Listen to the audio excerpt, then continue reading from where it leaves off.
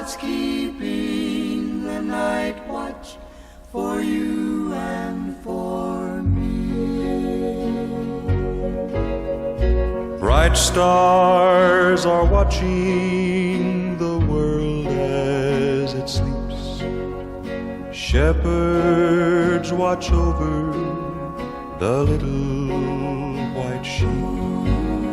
The lighthouse is shining for ships for at sea, as God keeps the night watch for you and for me. So sleep, sleep in peace and rest.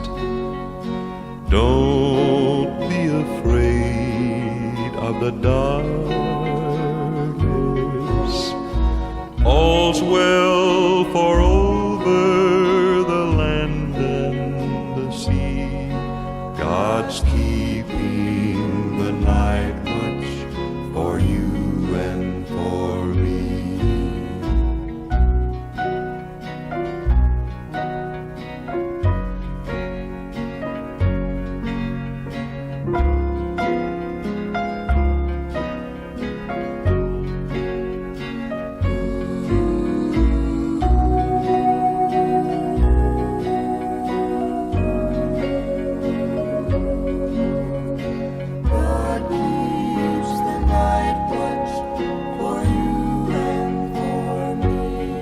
So sleep, sleep in peace and rest. Don't be afraid of the darkness. All's well, for over the land and the sea, God's keeping the night watch for you and for me. Some glad morning when this life is o'er, I'll fly away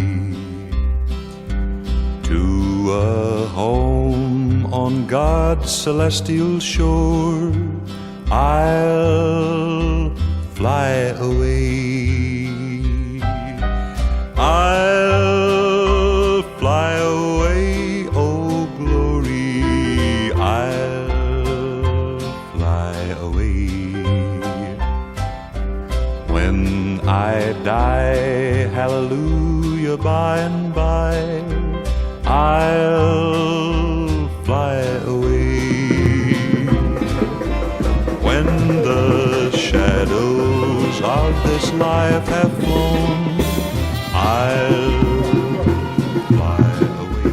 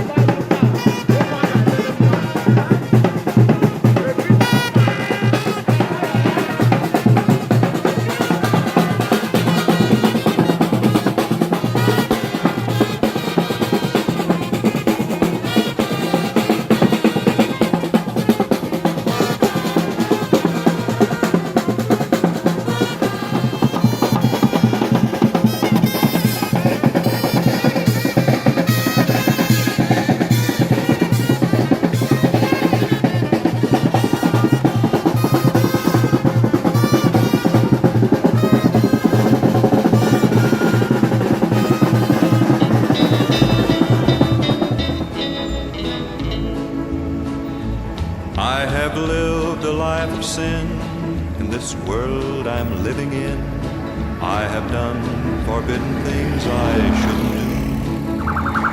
I asked a beggar along the way if he could tell me where to stay, where I could find real happiness and love that's true. Across the bridge, there's no more sorrow. Across the bridge, there's no more pain. The sun will shine across the river, and you'll never be unhappy again.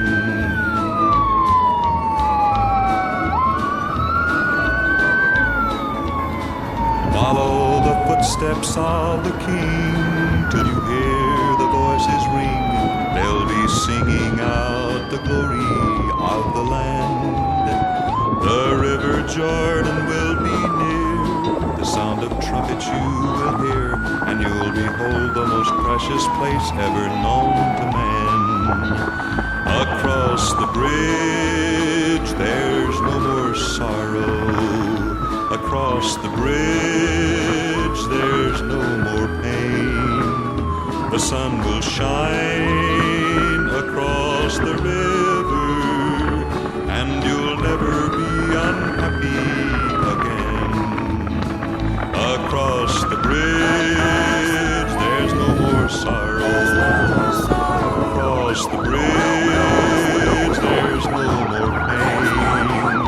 The sun will shine across the river, and you'll never be unhappy again.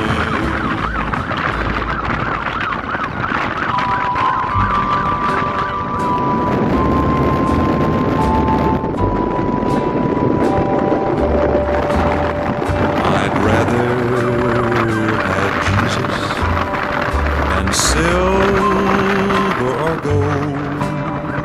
I'd rather be his than have riches untold. I'd rather have Jesus than houses or land. Yes, I'd rather be led by his nail-pierced hands than to be the king of a vast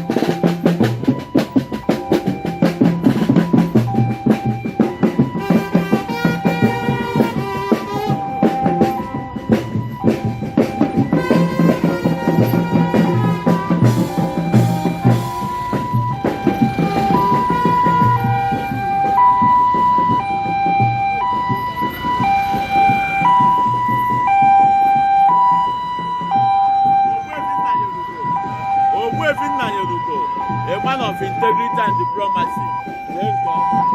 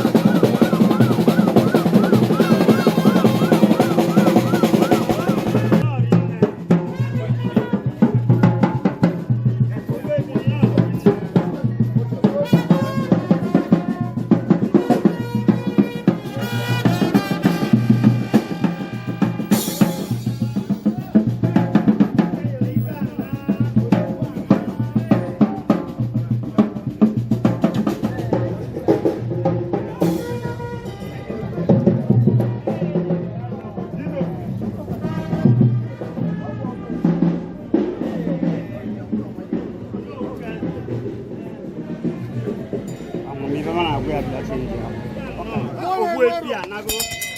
Ogbuefi nna anyị.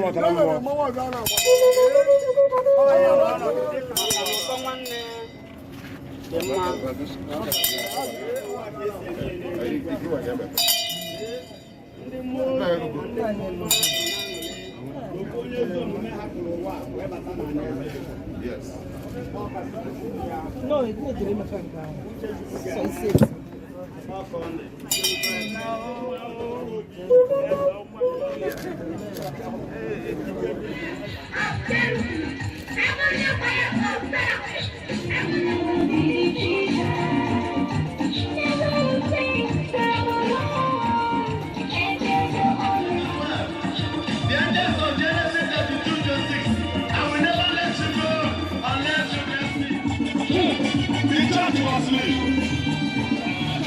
Arịrịọ m ka m kpụọ akwa m lụọ gị ntị azịza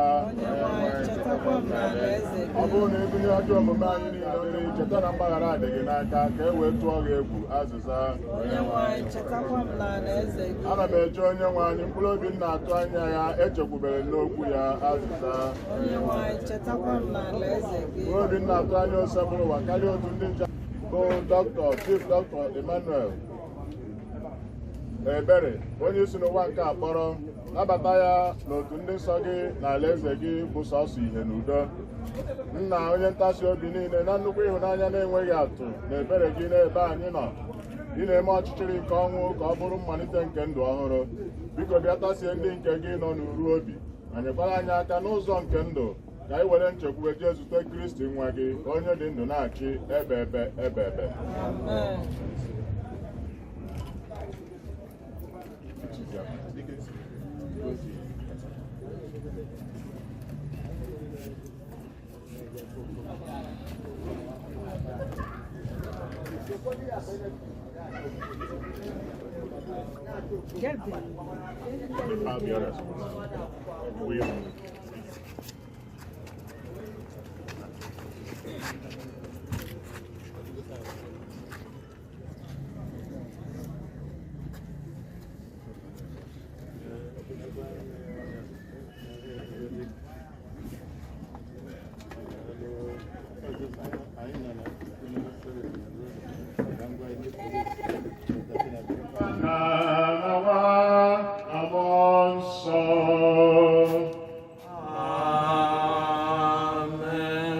Amara n'udo nke onye nwe anyị Jesu Kristi na ịhụnanya nke Chukwu Nna na mmekọrịta nke Mmụọ Nsọ dịrị unu niile. Ụmụnne nna Kristi, Happy New Year to you. Anyị na-ekele Chukwu n'isi ụtụtụ a n'isi onwe anyị ndị dị ndụ wee nwee ike ịbịa n'ebe anụmata ata ka anyị sonye n'ekpere na aja misa dị nsọ maka nwanne anyị onye nke nwụgoro anwụ, onye enweghị ike inyenwuziri onwe ya aka n'oge dị ugbu a. Anyị na-anabata ebumnuche nke Chineke gbasara ezinụlọ a ebe Anakwenze esi n'etiti ha wee kpọrọ nwanne anyị Dr. Emmanuel oge gara aga. Anyị jiri ekpere anyị wee na-akwado ya na-asa ya na dụmma na be anyị n'igwe na-ayọ Chineke onwe n'ụzọ o si wee mechaa ọ na-adịghị ike nke mmadụ wee site na Jamisa anụma wee gbaghara ma sachaa ya o tozuo oke ịbata n'ala eze ya. Were ohere a na-akpasikwa ezinụlọ ya obi nuclear and extended, ụmụ ya, nwanne ụmụnne ya, n'owu na ụmụnne ya, ndị niile ọnwụ ya metụtara n'ụzọ pụrụ iche. Anyị na-asụ unu kasie ụwa abụrụ ọba anyị onye nọjuru ekwupụta m gwa Chineke dị ike niile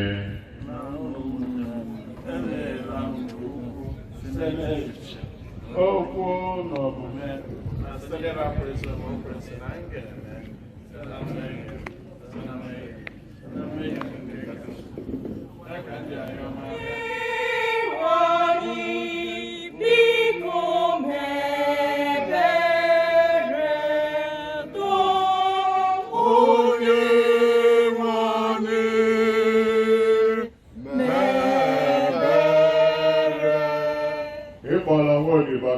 Emmanuel Anakwenze ebe o kwenyere ma tụkwasị nchekwube ya na gị, biko kpọbata ya n'aṅụrị nke dị ebighị ebi n'eluigwe site na dị nwe anyị Jesu Kristi nwa gị, onye gị na ya dị ndụ na-achị ịdụkọ n'ofu nke mmụọ nsọ, otu Chukwu site n'ụwa ta ụwa niile.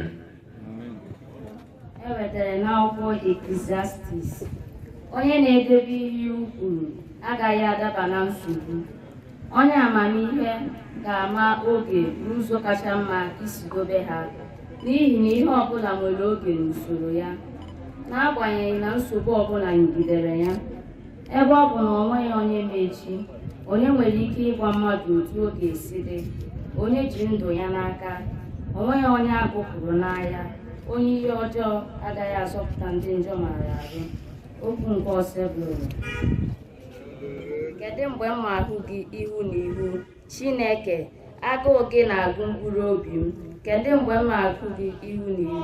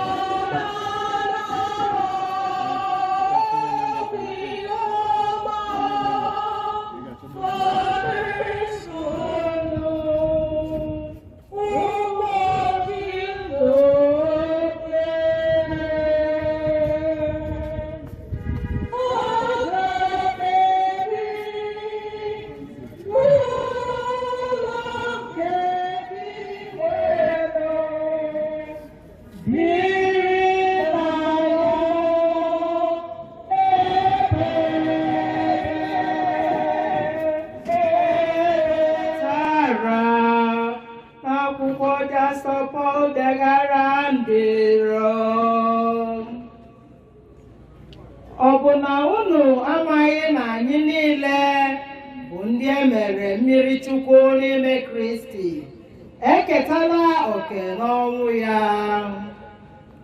Mgbe e mere anyị mmiri Chukwu, enyikọtara anyị na ya ka anyị wee sonye n'ọnwụ ya. Ka ọ ga-abụ otu ahụ Chineke Nna ji si n'ike ya dị ebube mee ka Kristi si n'ọnwụ bilie, anyị onwe anyị ga-esi otu ahụ malite ịdị ndụ ọhụrụ n'ime Kristi. Ọ bụrụ na anyị soro Kristi nwụọ n'ọnwụ ya, anyị nwere okwukwe na anyị na ya ga-adịkọ ndụ ọzọ. Ebe Chineke mere ka anyị si n'ọnwụ bilie, ọ gaghị anwụkwa ọzọ. Ọnwụ enweghịkwa ike ọzọ n'ebe ọ nọ. Okwu nke Osebụrụ.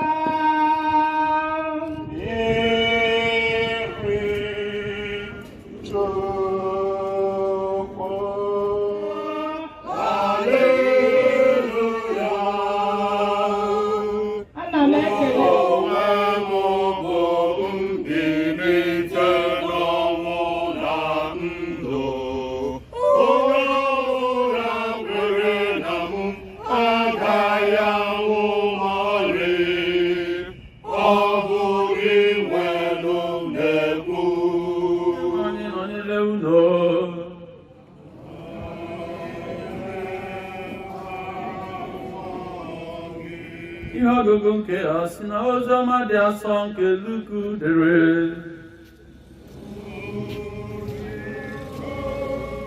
N'ụzọ ụtụtụ n'ụbọchị mbụ nke izu ụka, ụmụ nwanyị ndị na-ejere Jesu ozi gara n'ili Jesu buru ụda na ude isi ụtọ dị iche iche nke ha kwadochara maka iji chọọ iri Jesu mma. Ha chọpụtara na erupụla nkume eji kpuchie ọnụ ili ahụ. Ma mgbe ha rịbara n'ime ili, ha ahụghị ozu Jesu. nke a gbara ha gharị mekwa ka ha nwee uche abụọ. Mmadụ abụọ yi uwe na-egbuke egbuke bịara kwudebe ha nso. N'ihi egwu, ụmụ nwaanyị ahụ ruru ihu n'ala. Mmadụ abụọ ahụ jụrụ ha sị, gịnị mere unu ji achọ onye dị ndụ n'etiti ndị nwụrụ anwụ?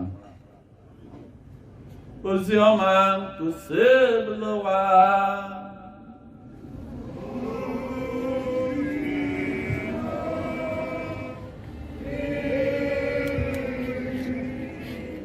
ezumike dị ebighị ebi onye nwe anyị. Amen. Happy New Year to all of you. Ọkata ebe a ga-eji agbamakwụkwọ ma ọ bụ ebe a ga-akwa ozu dịka esi wee nọrọ kịta. Ọ bụ ndị matalụ ihe ọ pụtara bụ ịkwa mmadụ, bụ ịnọnyere onye nwụrụ anwụ, ịnọnyere ezinụlọ onye nwụrụ anwụ, bụ ndị a ga-asị na ha ghọtara ihe omimi dị na ọnwụ. Mmechi oziọma si kedu ihe unu na-achọ onye dị ndụ n'etiti ndị nwụrụ anwụ? Ya bụ ndị hụrụ n'anya, anyị zukọrọ n'ụbọchị nke taata ka anyị na-ebanyekwa ya n'agbanyeghị na anọ n'aha ọhụrụ n'ihe gbasara ihe omimi nke ndụ, ihe omimi nke ọnwụ na ndụ. A sị anyị n'ugboro na-abụọ ka ekwe na-akpọ dike, ọkpọ ya na ndụ, ọkpọ ya n'ọnwụ. Nwanne anyị nwoke abụrụla arị onye nke akpọrọ Chineke kpọrọ site na iwu nke na mmadụ ga-anwụ anwụ. Ihe ọgụ nke mbụ gwara anyị sị anyị onye ọbụla na-edobe iwu agaghị enwe nsogbu ọbụla. Amen. Onye ọbụla na-edobe iwu agaghị enwe nsogbu. Anyị ga-edobe ihe gbasara ịhụnanya dị na Jesu Kristi na-ekwukarị oge niile. Anyị kwuo maka iwu metụtakarị aka n'iwu, ihe nke etinyere ka ọ na-achị anyị oge ugbu a, ihe nke etinyere ka ọ na-achị anyị eri amụrụ anyị, ihe nke dịkwazị n'ọtụtụ akwụkwọ ebe ụfọdụ edepụtara mee nke a emene nke a emene nke a mee nke a. Onye mere nji wee na-ekenekwazị ọnwụ n'ụdị nke maka na ọnwụ so n'ihe matara ihe bụ idobe iwu. Onye ka o ji awa oge ụfọdụ ndị mmadụ lụkarịa ọnwụ eje dobe iwu Chineke dobere mmadụ, na mmadụ mekarịa ihe o jegoro onye anwa dobe n'ahụ. Ọnwụ bụ mmiri nke mkpụrụ obi na-enyere n'ahụ. Ọ bụrụ na mkpụrụ obi mmadụ mmiri na-arụ onye ahụ, ọ bụgoro ọnwụ. O jezie a ga-edezie ike agbakọzie ka o si wee dobe iwu dịka esi okwu n'ihe ọgụ nke mbụ. Onye mee nke ọma gbalịa n'idobe iwu. A na-ekwu iwu, anyị anaghị ewu sọsọ iwu nke onwe onye. Ịma na mmadụ nwere ike inwe iwu nke ọ bụghị sọsọ iwu agbata obi, ọ bụghị sọsọ iwu ụka, kama na ọ bụkwazịrị iwu nke Chineke. Oge ọnwụ ga-abịa ya alụ ọrụ ya site n'idobe iwu nke Chineke. O duru mmadụ pụọ, Chineke ekpe onye ahụ ikpe ka isi wee dobe iwu, ka isi wee gba mbọ n'ụwa. Mara na ka ekechara gị ka ị pụtara ụwa, ihe niile ga-ebido soro n'usoro, ihe niile ga-adabatawa n'anya ya ma ọ bụrụ na ọ bụ onye ọbụla agba mbọ. Asị anụmanụ niile tọọ n'ụwa ya, nsogbu aga. Mana nsogbu anyị na-enwe kịta bụ na ọtụtụ ndị mmadụ ga-ada iwu nke ha, ọtụtụ ndị mmadụ ga-ada iwu niile etiri eti, andọnya mere anyị ikuru ji wee dị anyị etu a, especially ndị Naijiria na-anụchi Igbo ọfụma. Ya bụ ihe na-ekwu nke m bụ na ihe gbasara ya bụ iwu ọ ka bụ ihe ji anyị. Ọ bụrụ na anyị dobe dị ọfụma, anyị agaghị enwe nsogbu, maka na ihe anyị nụrụ taata, onye ọbụla na-edobe iwu ofu iwu nke enwe nsogbu. Onye daa iwu nke iwu ikekwe na Chineke mere onye ọ na-aga n'ala ọhụrụ n'abalị, ikekwe ikpebie na ị ga na-agbakwazị mbọ ka ị na-amụ anya n'abalị. Ọsị ịmụ anya n'abalị ahụ, abalị na Chineke onye ọbụla mụrụ anya, ịma na ịda n'iwu nke e nwere ike nwee akụkụ ga-esi elu sọkụwa ga-ahụ. Ọrụ ebe ndị be anyị jiri ya na-asị, ọ bụrụ na ebi mkpa maọbụ ebi okwu ụfọdụ isi ha kwuwe okwu na-esi onwe maka onye mbụ na-ada iwu niile dị n'ụwa, na-emebi iwu kwuru emechaa elu mechaa onye ahụ ga-ejere ga-aza azịza. Ọ bụrụ na ekwu ụmụnna si wee gwa ebi ugwu dịka si ka anyị nye aka wee obi nwanyị anyị anaghị asị na ozuru gị nwa na onwe gị ezuru mụ nwa na onwe gị ezuru onwe onye na-ebe atụrụ kama nọ ka ị na-edobe iwu. Ndị mmadụ anaghịzi eche echiche were eme ọtụtụ ihe okporo ụzọ rubere gị isi okporo ụzọ megịnị rubere gị isi mana ihe abụghị ekpere ka ọ bụ ọgwụ okwu adabata akwụrụ ịsụ ọnya na igbo na-enye anya n'ụzọ ọbụla ịfụ na ọ dabata ya bụ na onye apụtazie na-agba egwu n'etiti ụzọ okporo ụzọ a na-erube gị isi ọ dabata mana okporo ụzọ nwere iwu na ị ga-edobe iwu a mana ọ bụrụ na idobeghị ihe nọ n'etiti ụzọ agba mberede ekwe mee gị ọnwụ. Ya bụ na ọ bụ ihe anyị ji aka wee na-ekwu n'ụbọchị nke taa. Ọ bụ eziokwu na mmechi ozi ọma na-egosi anyị ihe gbasara ịhụnanya nke Chineke, ịhụnanya so ọnwụ nke iwe na Jesu Kristi nwụrụ anyị. Kedu ka anyị ga-esi wee na-ebi ndụ dịka ndị ọnwụ na ọ ndị enwe na-edobe iwu a na-ebu uche Chineke na-emekwazi ihe ga-enyere mmadụ ibe ha aka ọ kachasị site n'iwu bụ ndị ga-abụ emechaa nwa Kristi n'anya Chineke n'anya were ebere kpere ha ekpe ya ikpe. Chineke n'anya mara ka ndị mmadụ si wee kwuo maka ha. Chineke n'anya mara ka ha si wee gba mbọ ka ha nọ n'ụwa. Chineke n'anya mara ka ha si wee fụ mmadụ ibe ha. Enwere ike n'oge dị etu a kwebata kedu ka isi wee fụ mmadụ ibe gị n'anya. Anyị ga-ebukwa ihe ndị a n'uche ka anyị na-ekwu maka nwanne anyị nwoke maka na asị anyị na ọ bụ a na-eriwe ewu kwere ekwe ọzọ wee nwee ike na-ekwe na onwe gị maziere ka isi wee gbatate ịgbatazie mbọ nke gị wee be wee mara ebe a ga-ebido wee kwaba gị. Ọ ga-akwụkwa n'akwa gị dịka onye gbara mbọ ọkwụkwa ha na-akwa dịka onye gbara mbọ abụrụ ihe ga-enyere gị aka iwee fụ Chineke onye nke nwụrụ n'ihi anyị dere ya osikwazi etu a ka Chineke merie ya ebere wee nabata ya n'ala ezie ka mkpụrụ obi Emmanuel ka mkpụrụ obi ndị na-ekwe gara aga Jesu merie ya ebere. Ọchịchị dị iche iche n'ọha obodo ka ha rụọ ọrụ nke ịkwalite ikpe nkwụmọtọ na ezi udo. Anyị ayọ biko diwanụ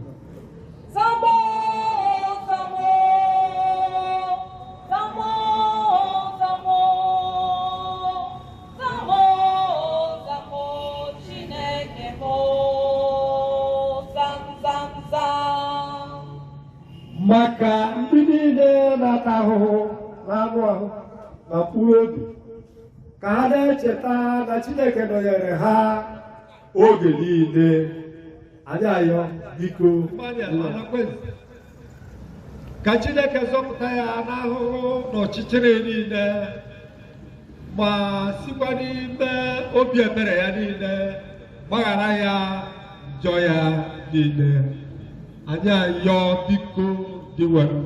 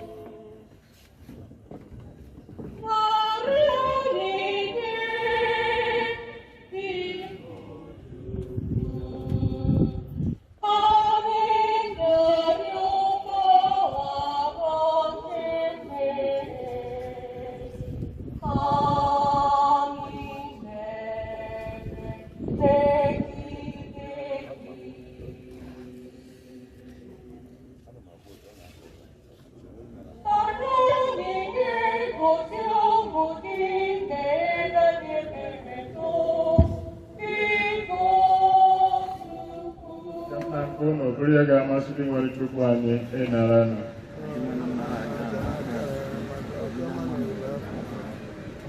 Ọ dị mma nke anyị na nke iguzo ntụtụ ya dị asọ Dị nwanụ biko nara aja anyị na-enwenyere gị maka nwa odibo gị bụ Dr. Emmanuel.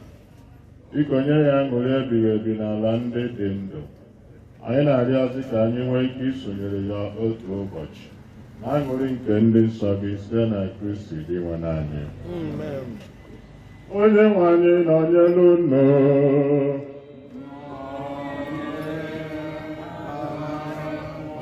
Welite n'obi unu elu.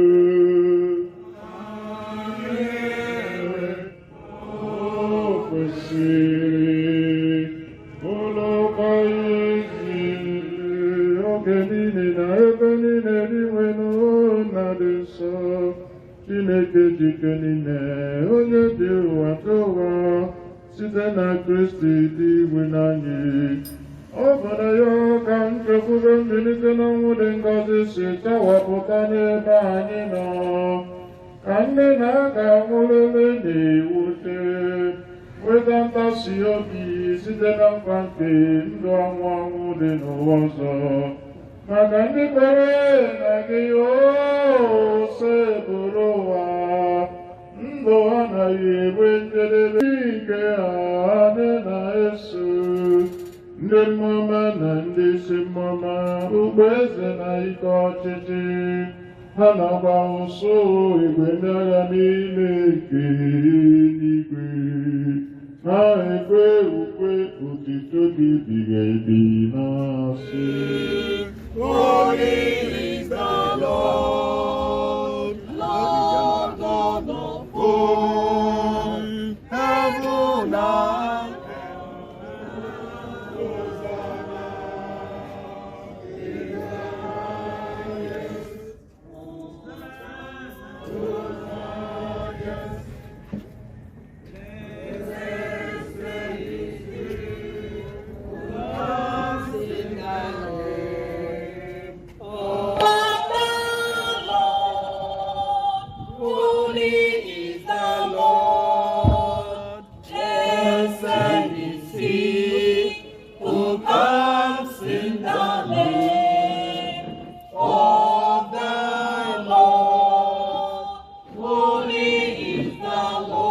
site iwukwasị mmụọ gị ka ha wee ghọrọ anyị ahụ na ọbara nke onye nwe anyị Jesu Kristi.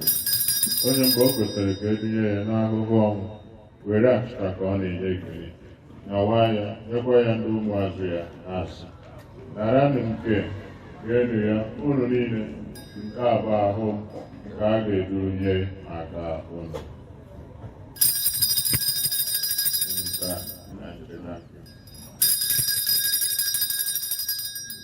Anyị ji ume a na-arịọ ka anyị bụ ndị na-eketa oke na ahụ na ọbara Kristi bụrụ ndị a ga-ekpokọba ọnụ site na mmụọ nsọ.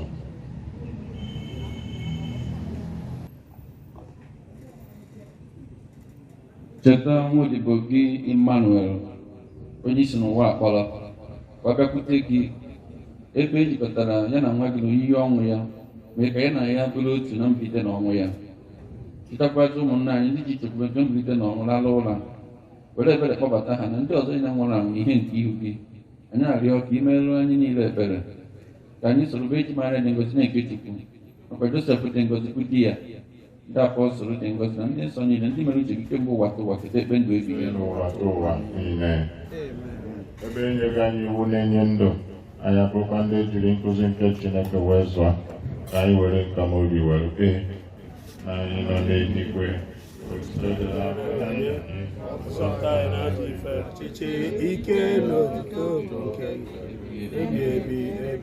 Gịnịgo anyị na nje anyị gaa kama udo ngosi bụrụ ụwa dịrị unu mgbe niile. Nyerịta na ibu unu ekele nke udo. Go and have a handshake with them.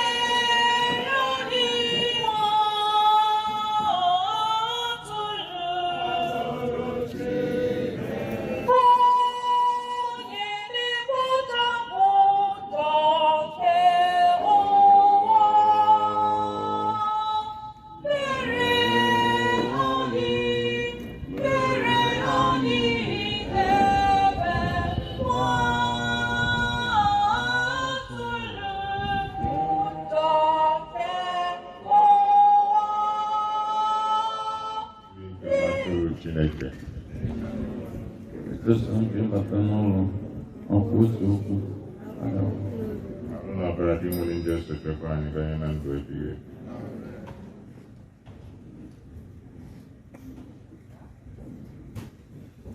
Maazị dị nsọ bụ maka mmadụ niile.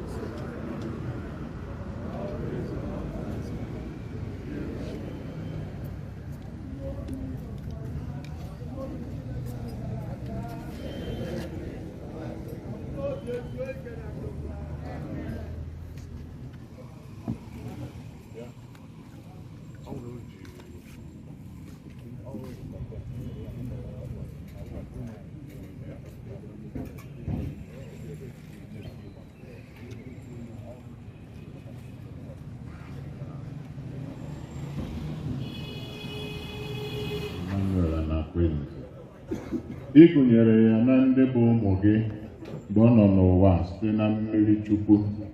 Ugbu a, ebe ọ hapụgoro ụwa, mee ka ebere nke ịhụnanya gị gụnye ya n'ọgbakọ ndị nsọ gị n'ala eze eluigwe.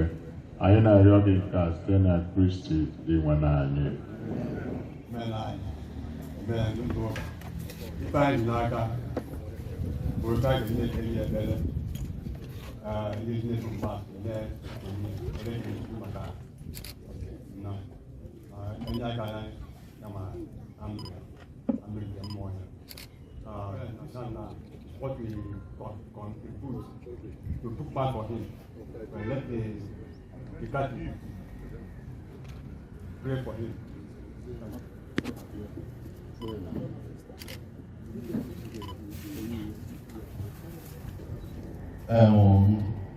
Ndị Abanana sị Michael anyị na-ekele unu, sị Max anyị na-ekele unu, anyị tụọrọ anya na unu ga-abịa, and ọ kwesịrị emerikwa emere. Ebe na-asị unu on behalf of an appointed family, biko daalụ na there. Thank you very much. Njedebe ajanisa nke a ewere anyị ihe dịka otu nnukwu elekere. Apụsị m ọtọ ka m wee nwere mma. Public doctor, Emma Hannah actually in America. And actually, Habia, Kahawaii, Nafu, last lesson. If you want to for me, or some of them have been in Nigeria for the past 20 years. Marahana Sibo. Even now, when they need now that course just to know, understand Igbo very well, and understand the tradition of Igbo. The found an no. Where's the Reverend Father to the level, and the parish priest, and Reverend Father, everyone, Goku Nagatu, or some people, just to be here. Come on, those who go or move. Because I need to tell them I don't see whatever yesterday just to come and say mass here. And don't immediately like I saw master or move. This is an extreme sacrifice. Dr. Now President, now for Anita or not there. Or there appreciate. I don't want to find a point and then I will appreciate. I was super kind and Reverend Father Paul Chibezi, 2004. And 34, 13th October, I celebrate any baby there. In Jesus' name. Amen. The same way, Pastor can end the bomb boy and ever. Bana Balaga in it. Ọnọdụ ndị nsọ na nke ndị na-ekwenụ gara aga ka o gosi ihe ekpere n'ikpe nke ọ ga-ekpe ya. Nwanne anyị bụkwa onye ji ọnwụ gbapụta, onye akwụọlara ugwu oji, onye mere ka ya na nna dịkwa na mma, na onye kwukọtara na ugwu aka nri ga ezigbo onye nche atụrụ. Ka Chineke mee ka o sonye na nnukwu ọgbakọ nke eze ahụ dị ebighị ebi, na aṅụrị nke na-enweghị ngwụcha na mmekọ nke ndị nsọ niile.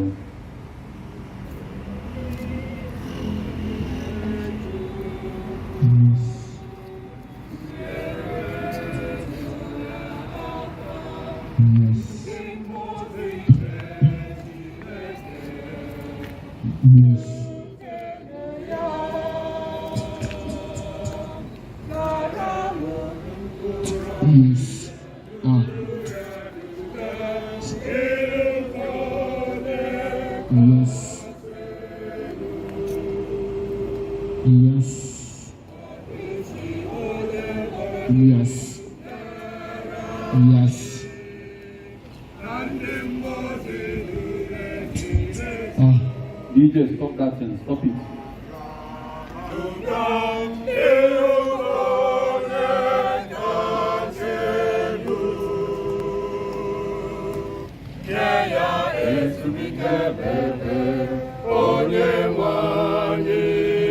Use the mic.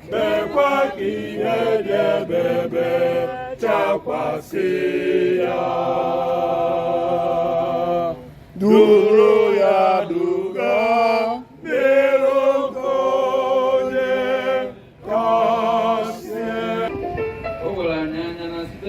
Anyị nwere n'oge Jesu Kristi bilite ọzọ n'ụbọchị ikpeazụ dịka ndị na-enwu n'ime Kristi. Anyị na-ekele gị n'ihi ihe ọma niile nke iji gọzie nwa odibo gị na ndụ nke a pụrụ ịnwụ anwụ. Ihe ọma ahụ bụkwa ihe ịrịba ama nke anyị ji amata obi ọma gị na mmekọ nke ndị nsọ n'ime Kristi. Ya mere biko were ekpere gee ntị na arịrịọ ka anyị na-arịọ gị onye nwe anyị. Kpọghere nwa odibo gị Dr. Emmanuel ọnụ ụzọ nke Paradaịs. Nwekwara anyị aka bụ ndị ka nọ n'ụwa ka anyị jiri nkụzi nke okwe na-akasịrịta onwe anyị obi ruo mgbe anyị niile ga-eji zute Kristi. Otu ahụ ka anyị na nwanne anyị Dr. Emmanuel and Ekwenze Kristi nọnyere gị oge niile site na Kristi dị mere anyị.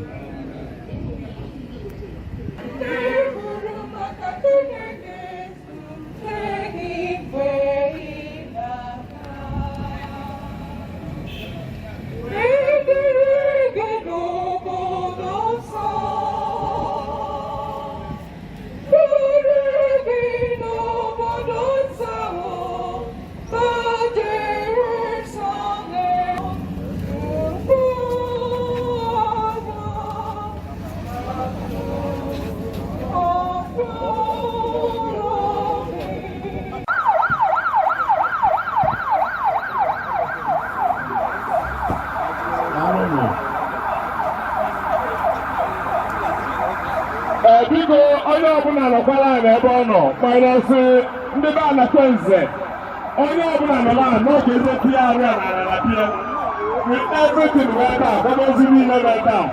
Ọganihu ezekọtara ebe ekele site ọnụ be nke ịma.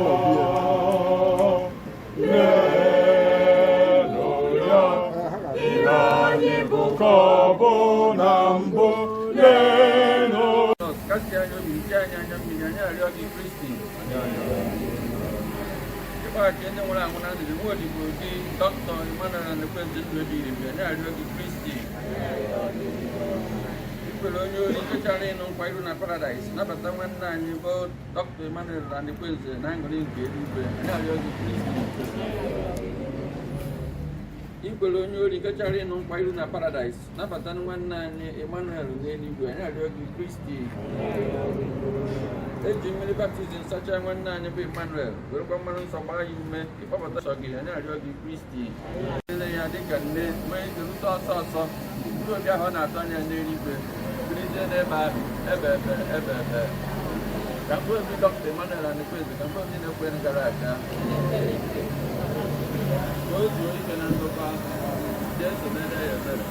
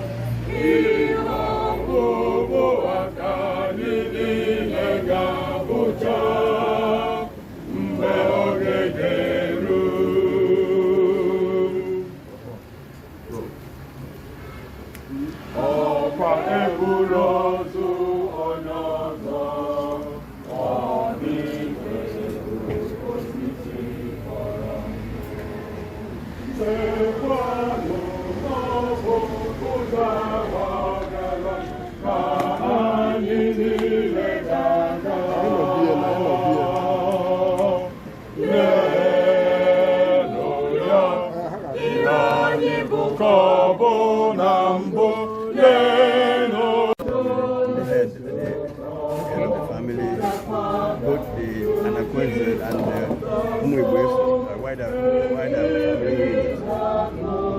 Emma was a very dear cousin to me. I'm older than he was. But we're very close and we got on very, very well. How would you describe him? A gentleman, very high ranking, well behaved, honest.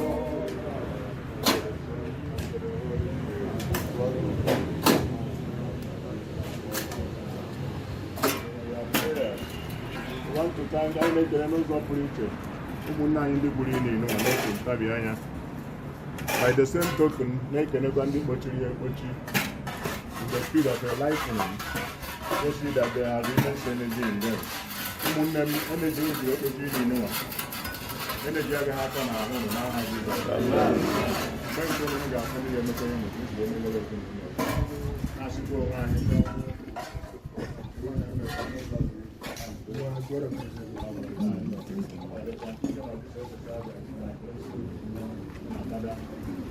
Almighty God bless and keep you. The Father and the Son and the Holy Spirit. Go in the peace and love of Christ.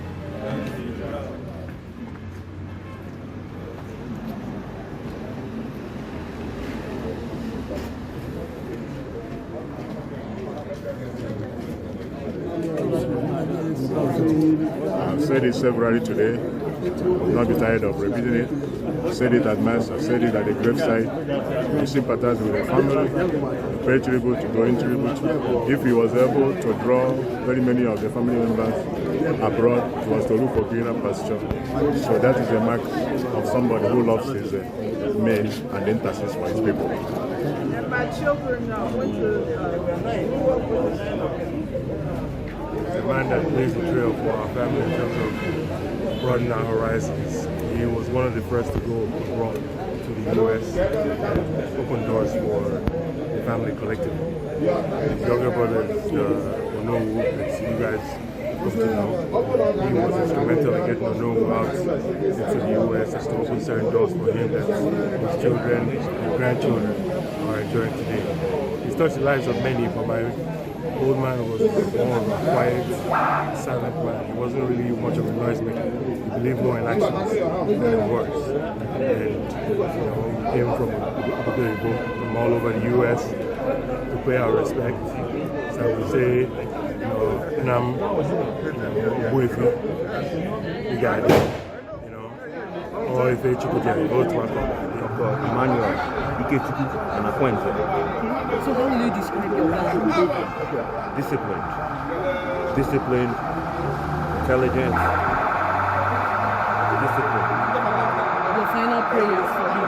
And rest in peace. And the Lord look over us, give all his children the strength, the wisdom, the guidance to make him proud, to bring integrity and respect to his name. And once again, like I said before, Okay, so what's happening here today? What's happening here today? Well, today we're celebrating right here for my father's burial, Dr. Emmanuel Anakunzi, who was a great leader of many men, and he showed us and paved the way for many people to go to America. Great education, great physician, just a great man. Helped many people, bless men from God. So we're just grateful that God gave us a father. Final prayers for him. My prayer for my father is that God knows where his heart is. He knows that he's a great man. God bless us. God bless him. God bless his family. Ọtọdịgo na kwezi si n'Amerịka nata maka ọnwụ ya. A na-etu Amadu Jikasa August. Ịma Dọtịma Nakwenze nna ya lụrụ. Ọ bụ ọkụ na-achawa achawa. Ọ gift Chukwu nyere anyị. Ọ jere America 1961 mgbe ndị crowd in the 9 years old. Eletara m ya. O ji scholarship jebe. wee mechaa ọfụma mesịkwa akpọkọta ụmụnne ya ndị ọzọ so na onye ọsọ wee chawa famili a onu wa bagana mfu na ife niile na-ewu ọkụ na ọ bụrụ ịma nwere ebe a na-eje. Okay, sir, for the sake of the news you want to do, can you take the interview? No, we're back.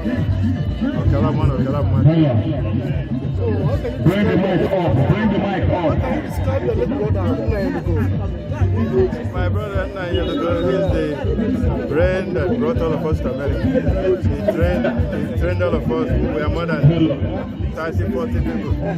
Most of them actors and lawyers. He did a lot to help the family. Without him, we would not have what we have today. He helped us a lot. You do the interview at the right time. He's well trained. He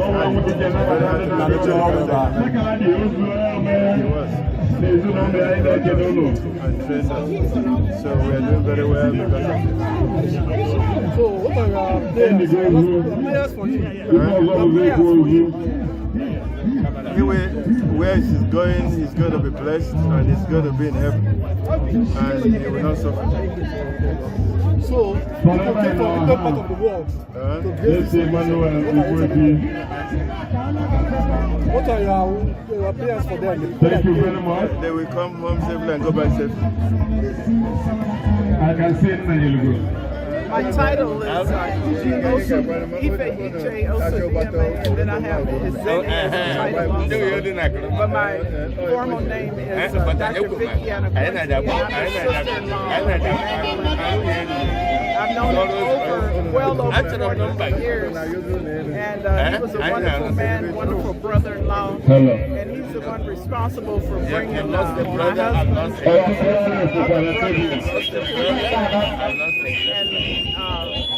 Because of that tradition, my husband brought other people, other relatives to the U.S. So now the family in the U.S. has grown significantly, maybe over 30. Ono brought me to San Diego in 1992. So we live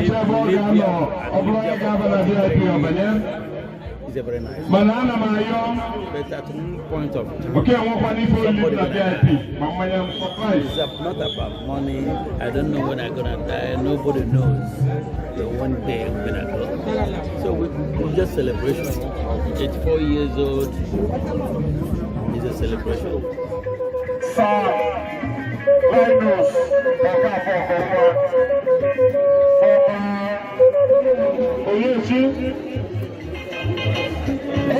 University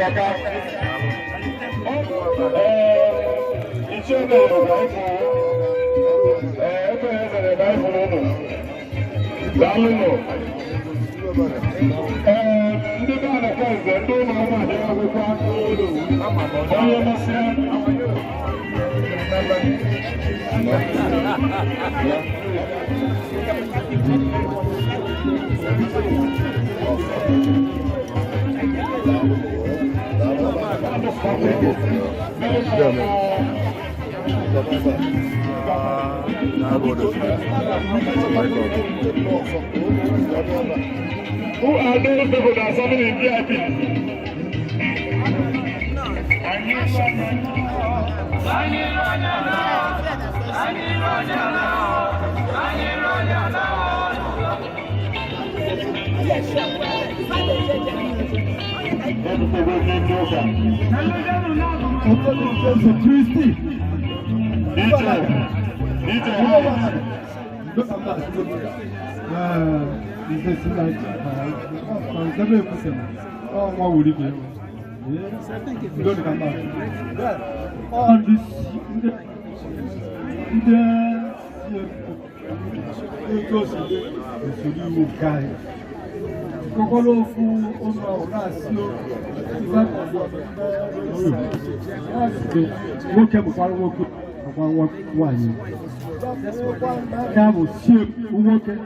that belong to where boss supposed to belong.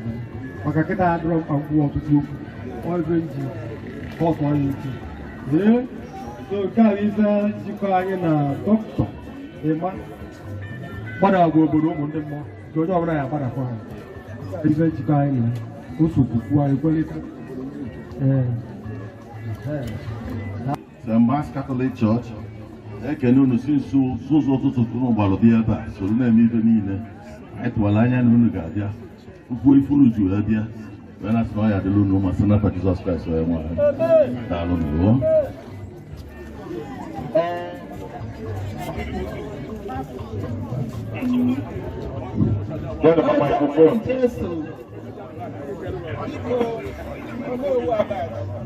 On this CWO, people they are veterans of Afunirubi.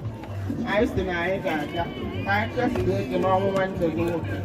What can I do? When I see the people who knows the People are for somebody. People are going to go. I have to be for one. Now for three. Ask us. I have one month. I didn't know that I'm going to go. Okay. I thought you are a man. Then you go again. I thought you are a man. Then you go again.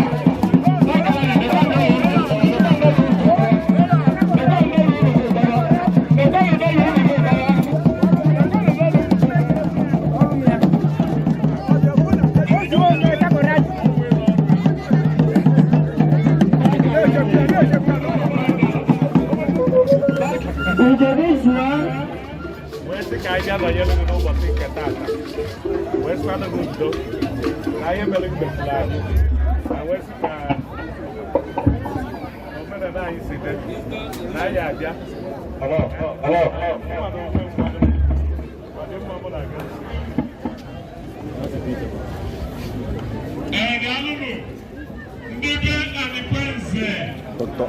Ayombo, Okorisi Abaga.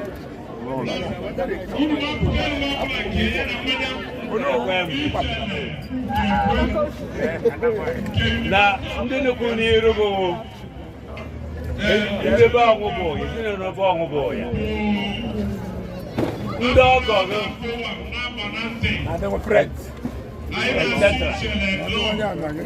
biko na ndị nwadiana na young man anyị ji ihe a wee bịa injinia Arifukekwe na Ichele bana abata emecha ya ọnụ nwanyị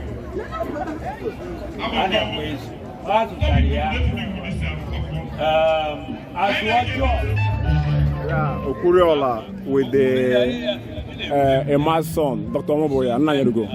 Two of his son with Okuriola Baga. Kula Baga, I can hear it. Kedefina Agua Omo Emma.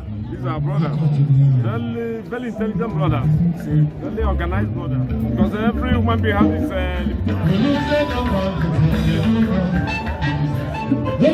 Omoboya family. You're welcome. Dr. Ayomboya. Chief Dr. Ayomboya. Okorisi Abagana. Former President Asatu. Pillar CMO. Pillar CMO. Abagana Dinari.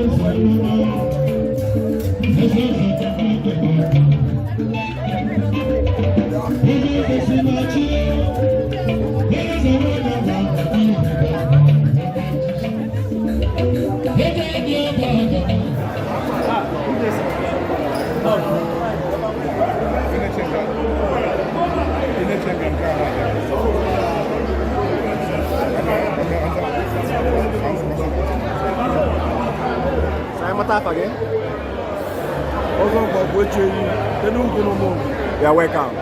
Kedefina Agua, Chief Doctor, what you want to question? Onowa Bagana, no one near with it. Even I don't want to go there, I don't need to go ahead.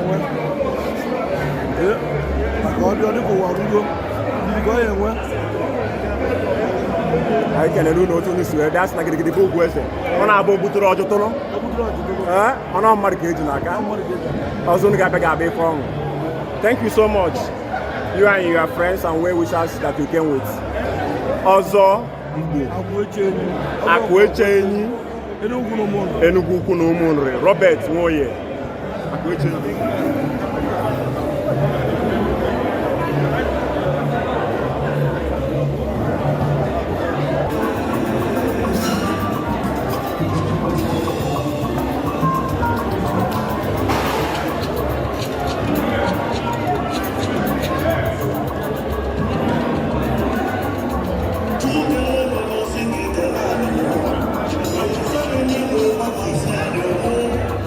International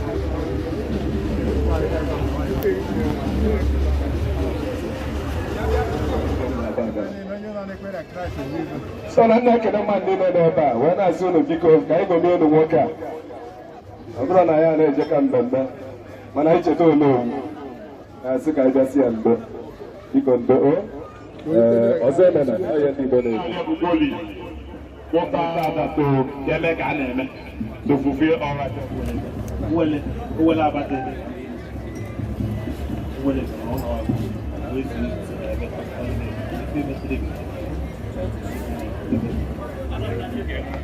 echenu kwàtó ezigbo awụ na-azụ dị ya echenu